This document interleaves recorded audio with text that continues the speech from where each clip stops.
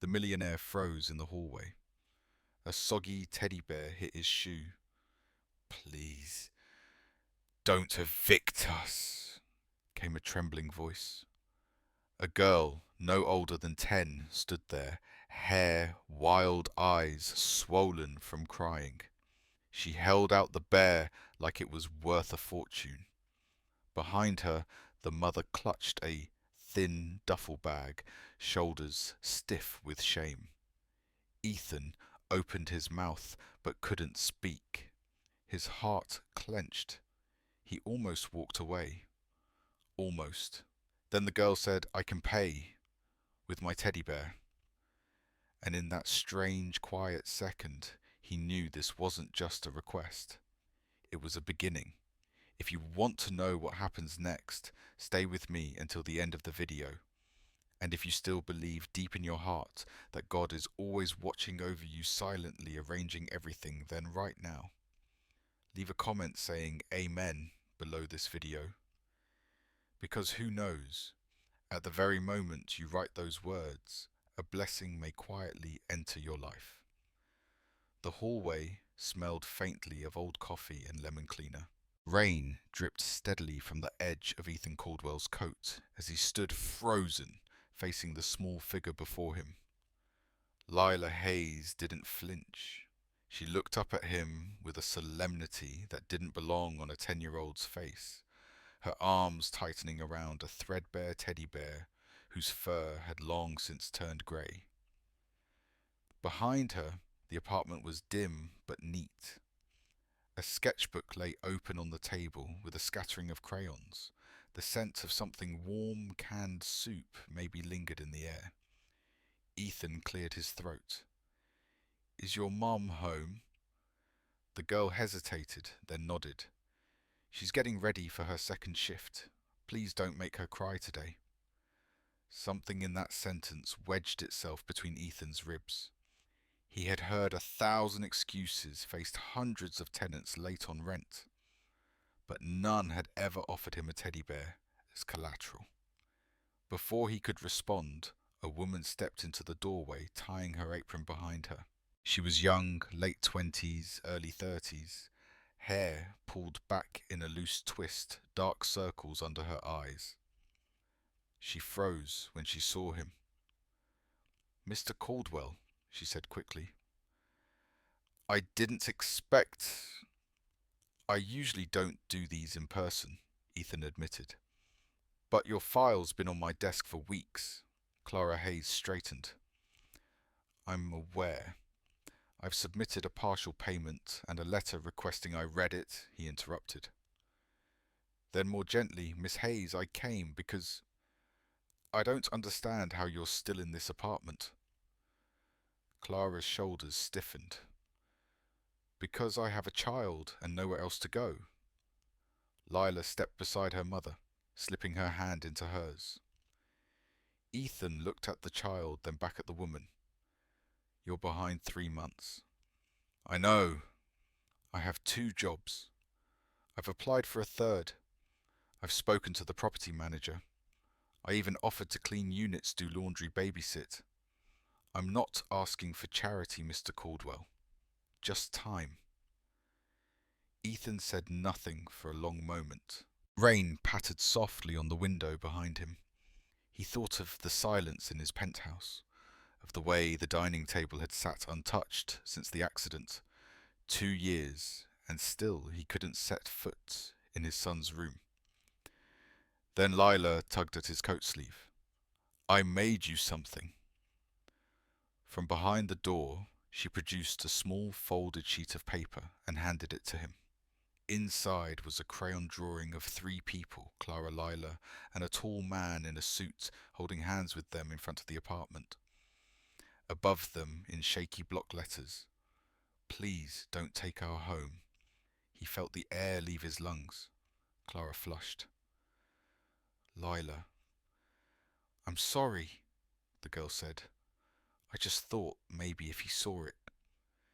Ethan folded the drawing carefully and slid it into his coat pocket. His voice, when it came, was quieter than he expected. "I'm not going to evict you," he said. At least not yet. Clara's eyes widened. Why? He met her gaze evenly. Because your daughter just gave me more honesty than I've heard in 10 boardrooms this year. For a moment, none of them spoke. Then Clara exhaled the tension in her shoulders, easing ever so slightly. Thank you, she said softly.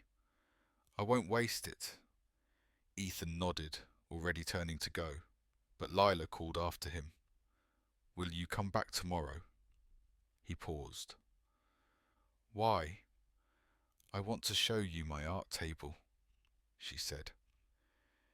And Mr. Buttons wants to say thank you properly. Ethan smiled faintly. We'll see. As he stepped back into the rain, he felt the drawing press against his chest, through his coat pocket. The weight of it stayed with him, all the way to the car. Ethan hadn't planned on returning. The drawing had remained folded in his coat pocket all night, as if it had stitched itself to the lining. When he found it again that morning, creased and slightly damp, he stood staring at it in the quiet of his penthouse kitchen, the city rising grey and silent beyond the windows. He didn't know what he expected to feel, but what surprised him was the absence of cynicism. Instead, there was something fragile, hopeful, dangerous. At 4 p.m, he found himself wandering the aisles of a Whole Foods market. He hadn't set foot in a grocery store in over 5 years. Assistants usually handled that, delivering curated organic bland assortments that matched his sterile kitchen. But now he stood with a cart scanning items like a man deciphering a foreign language. Lasagna noodles, milk, apples, bread. It felt absurd and grounding all at once. He picked up a small bag of marshmallows, remembered suddenly his son's obsession with making s'mores in the microwave. The pang of memory came quick and sharp. He dropped the bag into the cart and moved on. Outside Rose Garden Apartments, the clouds held back for once. No rain, just the scent of wet pavement and old trees. He didn't knock this time. He called ahead, and Clara answered with cautious confusion. When she opened the door, she blinked at the bags in his hands. You brought groceries. It's not charity, he said quickly. Call it a temporary investment. Clara arched a brow. In what? In survival? Lila appeared behind her mother, eyes widening. You came back? She darted forward, taking a bag from him without waiting for permission. Are there marshmallows somewhere in there? He said. Also vegetables. Sorry. Clara laughed despite herself, stepping aside to let him in. You really don't have to do this. I know, he said. The apartment looked brighter in daylight, small but tidy, with handmade drawings taped along one wall. A paper sunflower wreath hung on the inside of the door. The scent of something cooking tomato and garlic filled the space. You cook? Ethan asked. Clara nodded. Lasagna. Lila's favourite. It's from a box, but she doesn't care. I'm not here for the cuisine, he said. Clearly, she replied and smiled. It wasn't guarded this time. Leela proudly showed him her art corner. A child-sized desk cluttered with crayons, markers, glitter, and dozens of drawings, some taped to the wall, others stacked in a folder. This one's you, she said, pointing to a stick figure in a business suit holding an umbrella over 2 smaller figures. I don't own an umbrella, Ethan murmured. Well, maybe you should, she said. It's Portland. Clara laughed again genuinely. She's got you there. They ate lasagna off mismatched plates, seated around a small round table. The meal was simple but warm, familiar in a way Ethan hadn't felt in years. He found himself talking more than usual, about the city, about his father who'd built Caldwell Properties from the ground up, and whose motto, everyone deserves a decent place to live, still hung on the plaque in Ethan's office. He meant it, Ethan said. I forgot that for a while. Clara listened, eyes thoughtful. Maybe you're remembering now. After dinner, Lila brought out an old Polaroid camera and insisted on taking a picture of the three of them. Clara hesitated, but Ethan surprised them both by agreeing. The picture developed slowly, the image blurring into life. Three faces, slightly awkward, undeniably connected. Lila took the photo and carefully added it to her art folder. For when we make a real album. Clara stood to clear the table. You don't have to stay. I know, Ethan said, rising. He looked at Lila. Thanks for the tour. She nodded solemnly. Next time I'll show you my best drawing. It's called What a Real Family Looks Like. Clara froze mid-step. Ethan glanced at her, then back at the girl. Looking forward to it. As he walked back to his car, the clouds finally gave way. Not to rain, but to the pale light of a setting sun. For once, Ethan didn't mind the messiness of the sky. The hallway of Rose Garden Apartments had never smelled like this before. The scent of garlic, baked cheese and warm bread wafted all the way to the elevator, and Ethan paused a moment just to breathe it in. He hadn't realized how much he missed the smell of something homemade, something alive. He adjusted his collar and knocked. The door flew open before his knuckles landed a second time. Mr. Marcus. I mean, Mr. Ethan. Mommy made lasagna again. Lila beamed up at him, dressed in a sparkly blue dress and socks with stars. Her hair was brushed back into a soft braid, and her cheeks were flushed with excitement. I see someone dressed for the occasion, he said. Mommy said it's polite when guests come over. She leaned in and whispered, I picked out her dress too. She looks like a movie star. Ethan smiled. Can't wait to see. Inside, Clara emerged from the small kitchenette, wiping her hands on a dish towel. She wore a dark green wrap dress, simple but flattering, and a hint of lipstick. Her hair was down to night, loose waves brushing her shoulders. Sorry, she said, a little breathless. I wasn't sure you'd actually come. You invited me, Ethan said. I figured the least I could do was show up. The apartment looked transformed. A candle flickered in the center of the table, flanked by mismatched silverware and folded napkins. There was music playing softly in the background, Etta James, if Ethan wasn't mistaken. Clara gestured to the table. I hope you're hungry. Lila insisted we make everything from scratch. I stirred the sauce for 5 whole minutes, Lila added proudly. Ethan took his seat, strangely aware of how small and intimate the space felt. Not cramped, just close. Comfortable.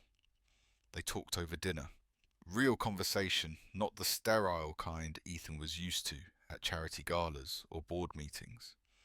Clara told stories about her hometown in Arkansas, about how she used to dream of becoming a nurse before life rerouted her plans. Ethan listened, asked questions, occasionally laughed. He found himself sharing things too. Memories of his father waking him at dawn to inspect construction sites. The way his mother made pancakes shaped like animals. The accident he didn't mention. But Clara didn't ask, and he was grateful. At one point, Lila left the table and returned carrying a thick folder. I want to show you something. She pulled out a series of drawings. One was of the apartment building, smiling windows and all. Another depicted her Clara and Ethan standing together in front of a playground. But the one she held out last was more detailed. A picture of the three of them in a living room, a Christmas tree in the corner, stockings on the wall, and a sign above the fireplace, Our Family. Clara reached to stop her. Lila, maybe that's... But Lila pressed on. It's just a picture, but it's how I feel. You don't have to keep it. I just wanted you to see. Ethan stared at the image. The details: his suit, the way Clara's hand rested on his arm, the way Lila's eyes sparkled, even in crayon, it all felt too precise to dismiss. I'll keep it, he said quietly. Thank you. Lila smiled so wide it nearly unbalanced her chair. After dessert, store-bought brownies upgraded with whipped cream and strawberries. Clara walked him to the door. I hope dinner was acceptable, she said. It was better than acceptable. There was a pause, the kind of pause filled with things not yet spoken. Thank you, she said, for everything. He looked at her, really looked. You don't owe me gratitude. I know, she said, but I'm giving it anyway. He smiled. From the background, Lila called out, Would you like to be part of our family? The words hung in the air like mist. Clara's face flushed. She doesn't really... I think she does, Ethan said softly.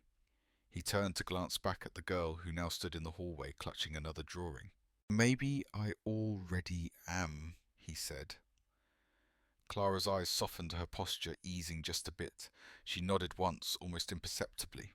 As he stepped into the hallway, the apartment door gently closed behind him, and for the first time in years, Ethan felt like he belonged somewhere, even if it wasn't quite his yet. The rain returned just before dusk, not in heavy sheets, but in a steady misting drizzle that turned the pavement slick and gave the city a grey, restless hum. Ethan pulled into the familiar lot of Rose Garden Apartments, grocery bag in hand, fruit peanut butter, some fresh rolls Lila liked, and checked his watch. Clara would be home by now. Lila would be finishing homework, probably humming off key to whatever pop song was trending at school. He hadn't even closed his car door when he heard it. A man's voice, loud, angry. You can't keep my daughter from me. I have rights. The words sliced through the evening like broken glass. Ethan's steps quickened. He turned the corner and froze. At the foot of Building B stood a lean, wiry man in his 30s, jeans stained with oil. A faded work jacket zipped halfway up, and a rage in his voice that didn't match the calm of the neighborhood. Two uniformed police officers stood between him and the building entrance. I'm her father, the man snapped. You think some piece of paper means I stop caring, sir? One officer said with practiced calm, You need to step back. This is a residential property. If you don't have legal custody or visitation, you can't be here making threats. I'm not threatening, he shouted. I'm reclaiming what's mine. Ethan's fists clenched at his sides. Behind the glass entry door movement, then Clara. Clara emerged, her face pale, hands trembling at her sides. Travis, she said quietly. The man turned. Clara, took you long enough to come out. You're not supposed to be here. Travis ignored her. You ran off with my kid. You changed your number, moved cities. You think that makes you a better parent? I didn't run, Clara said, her voice shaking. I survived, and you were gone. I was rebuilding. Travis growled. You left before I had a chance. You left before Lila learned how to ride a bike. Clara snapped the steel in her tone, surprising even herself. Just then, Lila appeared in the doorway behind her mother. She looked smaller than usual, all her usual sparkle gone. Mr. Buttons dangled from her arm, dragging along the floor. Her eyes fixed on the man yelling outside. Travis saw her. Lila. Baby girl. She didn't respond. He softened his voice just slightly. Come here, sweetheart. I missed you so much. She moved closer to Clara instead. This man is yelling, she said, not unkindly, just confused. Why is he yelling at you? Clara knelt, because he thinks yelling gets him what he wants. I don't like it, Lila said simply. Ethan stepped forward, his presence quiet but unmistakable. Travis squinted at him. Who the hell are you? Someone who doesn't raise his voice around children, Ethan said evenly. Oh, I get it, Travis sneered. You're the landlord, right? The guy she's working for under the table. Clara stood quickly. Don't you paying rent with him? Travis snarled loud enough for the whole building to hear. One of the officers stepped forward sharp now. Sir, that's enough. Ethan moved in front of Clara and Lila without a word, his stance calm but protective. This is your last warning, he said to Travis. Leave. Now. You think you can buy my daughter, Travis said. She's mine. And you. Stop, Lila shouted suddenly. Everyone turned. She stepped between them, her voice trembling but clear. You're not my daddy. You left. Mommy stayed. Mr. Ethan helps us. He doesn't yell. Travis blinked as if slapped. The second officer pulled out a small pad. Name Sir Travis Cole. You're not listed on the lease. There's no custody order on file. If you return without court paperwork, we will arrest you for trespassing. Understood. Travis looked at Lila again, then back at Clara. This isn't over, he said coldly. I'm getting her back. I'll see you in court. And with that, he turned and stalked off into the rain. Silence hung heavy as the squad car drove away. Clara's shoulders sagged. Ethan reached for her. Are you okay? She didn't answer right away. Then nodding, she crouched beside Lila and whispered, You were brave, baby. So brave, Lila whispered back. I didn't like him. He smelled like fire and oil. Ethan looked to the officers who lingered nearby. Do you need a statement? One nodded. It would help, but more importantly, she should talk to a lawyer. I have one, Ethan said. I'll call her tonight. Inside, the apartment felt smaller than usual, tense. Lila crawled onto the couch and wrapped herself in a blanket holding Mr. Buttons like a lifeline. Clara paced the kitchen. I knew this day might come, but I thought we had more time. You still do, Ethan said. This doesn't change anything. She looked up. It changes everything. He won't back down. Ethan took out his phone and dialed. Then we won't either.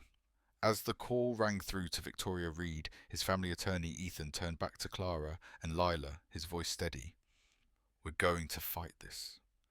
And we're going to win.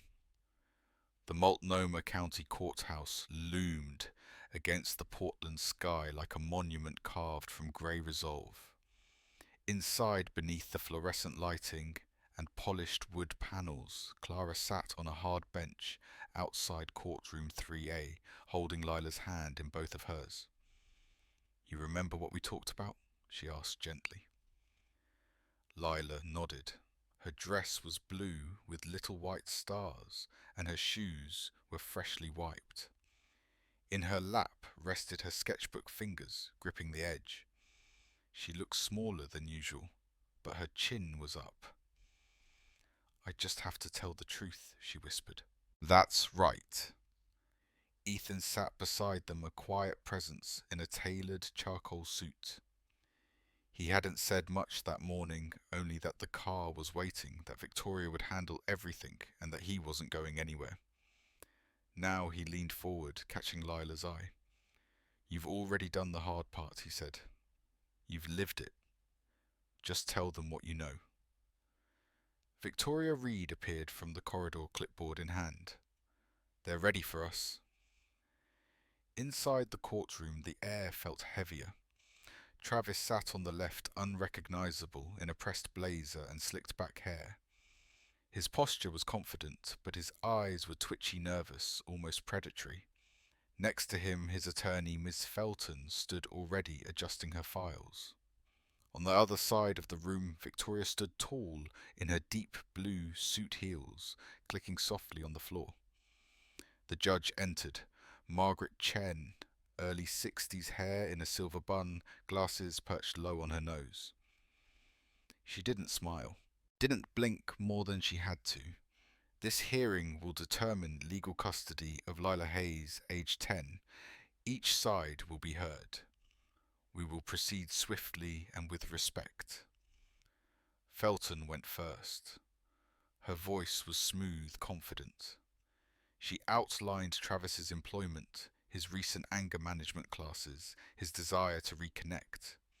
She referenced photos of a small apartment, toys, purchased pay stubs. Mr. Cole acknowledges his past absence. She said, but absence is not abandonment. There is no formal custody agreement, just time lost. He is here to reclaim that time, and the law permits redemption. Clara sat still. Her hands were clenched in her lap. Victoria rose without notes. Let's speak plainly, she began. Mr. Cole was not just absent, he was gone. No child support, no letters, no birthday cards. 5 years. Ms. Hayes has raised this child with consistency, care, and sacrifice. She has maintained stable housing, school attendance, and emotional well-being. She paused. Meanwhile, Lila has developed a strong bond with Mr. Caldwell, a man who, while not legally obligated, has stepped in as a mentor, supporter, and father figure. This is not a triangle of confusion. It is a unit of safety. The judge asked a few questions, then looked toward the clerk. Will the child speak privately? Victoria glanced at Clara, who hesitated, then nodded. In the quiet of the judge's chambers, Lila sat in a leather chair too large for her. Judge Chen poured her a cup of water. You're very brave to be here. I brought you something, Lila said, pulling her drawing from her backpack. The judge took it carefully. It showed 3 figures holding hands in front of an apartment building with the words, "Where I feel safe." Who are these people? Judge Chen asked gently. That's me, Mommy, and Mr. Ethan. Tell me about them. Lila swung her feet slightly. Mommy makes everything okay, even when she's tired. And Mr. Ethan listens. He never yells. What about your father? She was quiet. Then he's loud. I don't remember his hugs. Judge Chen nodded slowly. Thank you, Lila. That was very helpful. Back in the courtroom, Lila rejoined Clara and Ethan. She didn't speak, just leaned against her mother's sketchbook, pressed to her chest. The judge shuffled her notes, then looked over her glasses. Custody cases are rarely about perfect parents. They are about safety, stability, and the lived experience of the child. She turned to Travis. Mr. Cole, you may have returned, but you did not rebuild trust. You offered gifts and photographs. Miss Hayes has offered presence, daily, consistent, loving. Her voice softened. Therefore, this court grants full legal and physical custody of Lila Hayes to Miss Clara Hayes. Mr. Cole may file for supervised visitation after 6 months of documented progress in therapy and parenting courses. The gavel fell once, then silence. It took Clara a moment to breathe, then another to cry. Victoria exhaled. Ethan closed his eyes. Lila turned to her mother. So we're still together? Clara nodded, brushing hair from her daughter's cheek. Always. Outside, the clouds were finally breaking. The courthouse steps glistened from rain, but sun edged through in streaks across the city. As they reached the car, Ethan opened the door, then paused. Lila tugged his sleeve. "Can we have pancakes tonight for dinner?" He smiled. "You think you've earned that?" She grinned. "I think we all have." Clara looked at them, her daughter and this man who had become something more. She didn't speak. She didn't need to. The battle was over. But what came next, that would be the beginning.